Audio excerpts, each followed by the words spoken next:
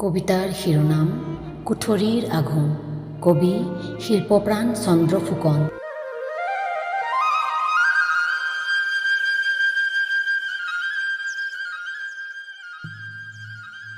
মই নাগৰিক, তুমি কোৱা মই শিল্পী, মই অভিনেতা।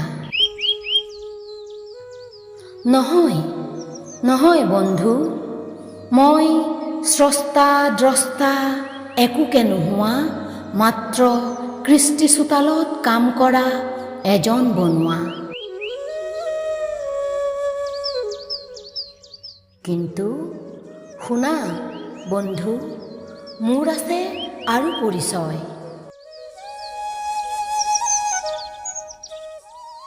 মই বুৰঞ্জীৰ প্ৰথম বনুৱা, মই হাজৰিকা ফুকন নহয়। মই মাটি চহ কৰি সভ্যতা সূচনা কৰা কৃষকৰ প্ৰথম সন্তান।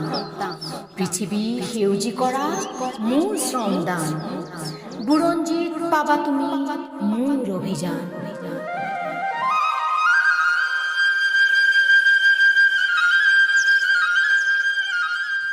আজি মোৰ ভাল লাগে পথাৰত দাউনীজনীৰ বৈ অহা ঘামৰ টোপাল, ৰ'দ পৰি ৰঙা হোৱা মুখৰ দুগাল। ভাল লাগে দাড়ি থকা মিয়াবোৰে ৰোজা ধৰি চোতালত মৰণাত পকা ধান মৰা, শ্ৰমক্লান্ত আস্থাপূৰ্ণ ইফতাৰ সন্ধিয়া।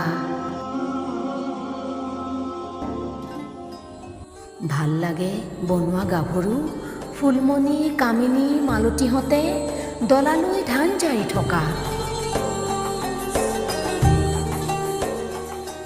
ভাল লাগে শ্ৰমাসক্ত বনুৱাৰ দল, জীৱনৰ সংগ্ৰামত ৰণুৱাই যুঁজ কৰি জয় লাভ কৰা। পৰিশ্ৰমী জনতাক লাগে ভাল, সিহঁতৰ দীপ্ত সমদল। সংগ্ৰামী জীৱন লৈ জীৱনৰ সংগ্ৰামত পণ কৰি আগবাঢ়ি যোৱা সিহঁতৰ দীপ্ত সমদল, সিহঁতৰ দীপ্ত সমদল।